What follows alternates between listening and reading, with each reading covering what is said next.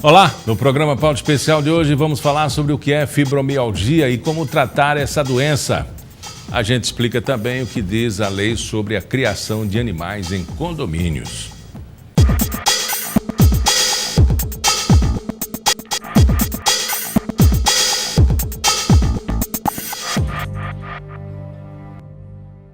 A fibromialgia é uma doença reumática que se caracteriza por uma dor muscular generalizada no corpo e fadiga.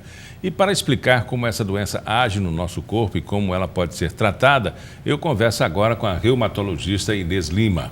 Bom, é fácil diagnosticar?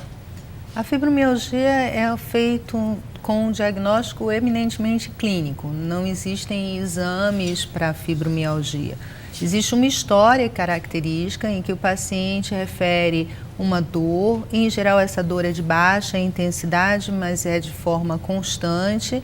E como ela é uma síndrome é um conjunto de sinais, essa dor vem associada com um sono que não descansa, com dificuldade de concentração e atenção, com uma fadiga constante, algumas vezes alteração da função intestinal ou da função urinária, sintomas mais inespecíficos como dormências, formigamento nos membros. Então, a partir da história do paciente e com a eliminação de outras causas de dor, é que nós chegamos ao diagnóstico de fibromialgia. E a senhora falou aí de determinadas situações que outras doenças têm as mesmas características, como, por exemplo, a diabetes, como, por exemplo, um nervo ciático, ou um tumor de alça de ciático, ou por exemplo, consequência da chikungunya. Nós atendemos muitos pacientes, cerca de 30% das consultas em reumatologia são pacientes com queixa de dor crônica. E esses pacientes, eles precisam passar por uma triagem cuidadosa, porque, como você mesmo falou, existem doenças sistêmicas outras, o diabetes, alterações da função da tireoide, certos tumores, que podem vir se manifestar inicialmente como uma dor crônica de baixa intensidade. Então, a fibromialgia, nós chegamos a dizer que é um diagnóstico de exceção. Você tem que fazer todos os exames necessários para que haja o descarte de outras patologias sistêmicas, para que seja finalizado o diagnóstico de fibromialgia e aí sim fazer o tratamento. A própria fibromialgia, ela pode vir associada a esse tipo de doença também. Então, o paciente com alteração da função tireoidiana, ele pode também ter uma fibromialgia associada e precisa ser feito o diagnóstico tanto da alteração da tireoide quanto da fibromialgia, porque o tratamento isolado de apenas uma das condições não vai auxiliar no controle da outra. A chikungunya tem atrapalhado o diagnóstico de algumas doenças. A fibromialgia é uma delas? Não, quando você tira uma história adequada do paciente. A chikungunya, ela tem um ritmo próprio, ela tem uma história própria de dor, é uma dor de muita intensidade, é uma dor incapacitante do paciente, algumas vezes associado com edema articular, o que difere muito da fibromialgia. A fibromialgia é uma dor mais constante, de longa data, não tem edema. Quando o paciente refere que tem inchaço, em geral é uma percepção, uma sensação de inchaço e não um inchaço evidente como acontece na chikungunya.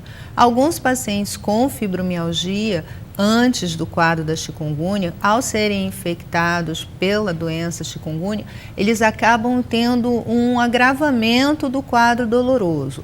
Mas a história da chikungunya é muito típica e o paciente com fibromialgia também tem uma história muito característica que um reumatologista acostumado com ambas consegue distinguir adequadamente. E às vezes a doença ela é pré-existente ou existente, mas ela se agrava até pelo modo de uma atitude na vida do cidadão. Eu vou explicar melhor. O cidadão é sedentário, começa a fazer exercício. Aí ele no primeiro dia já exagerou. O que é que vem? Dor muscular e fadiga. Exatamente. Não significa dizer que está com fibromialgia. Não significa que... O nosso corpo, o sedentário, né, o corpo sedentário, ele tende a reclamar quando é dada uma carga além da carga a que ele está acostumado. Até mesmo a pessoa que tem uma atividade física regular, quando aumenta a intensidade dessa atividade física, ela tende a ter um pouco mais de dor. Isso não significa necessariamente que aquele paciente tenha ou vá desenvolver fibromialgia. Existe uma história própria do paciente com fibromialgia. Em geral, são mulheres entre 30 e 50 anos.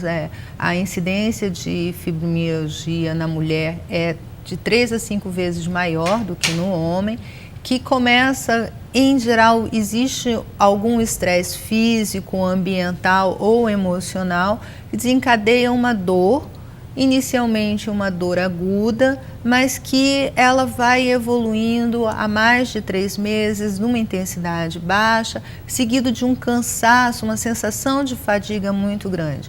Não é uma dor que incapacite a pessoa a executar as atividades de vida diária.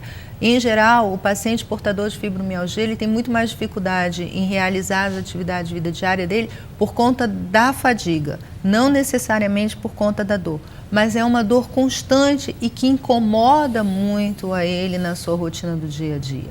Então, é diferente da dor, por exemplo, como você falou, do sedentário que faz a atividade física.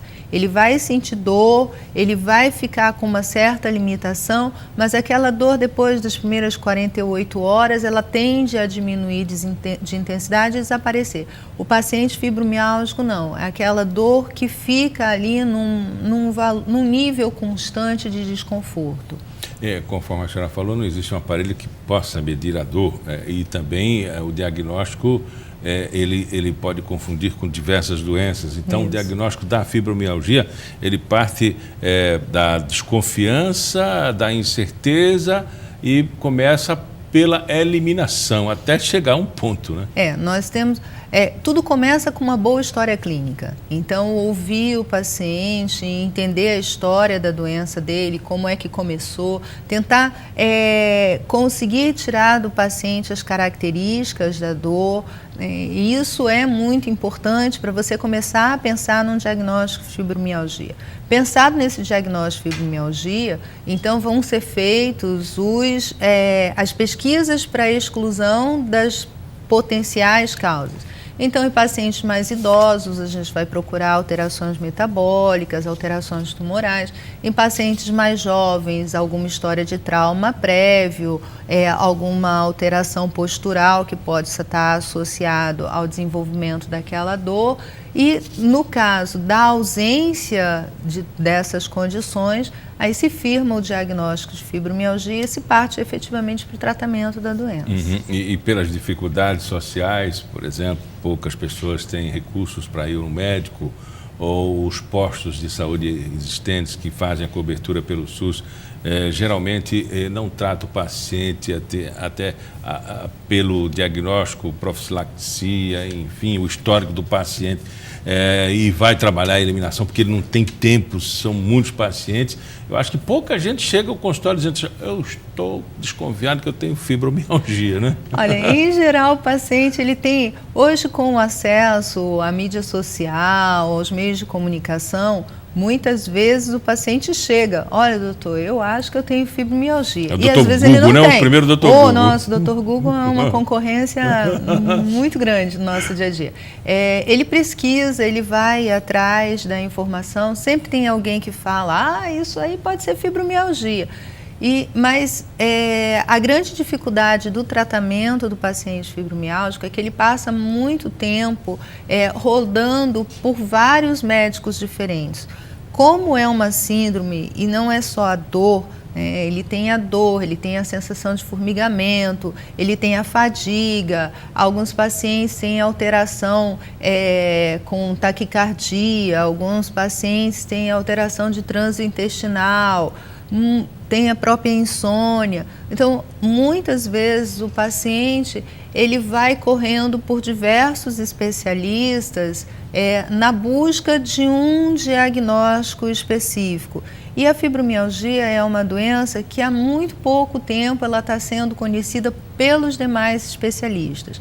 Então, o reumatologista, ele conhece bem a fibromialgia, faz parte do escopo de doenças da reumatologia, mas agora a gente está começando a ter alguns colegas das outras áreas, como a ortopedia, a neurologia, que já estão encaminhando mais esses pacientes que inicialmente eles vão para o neurologista, por exemplo, com uma dor de cabeça, com uma dor na nuca, mas que com a história e com a evolução, essa dor ela não é somente dor de cabeça, somente dor na nuca.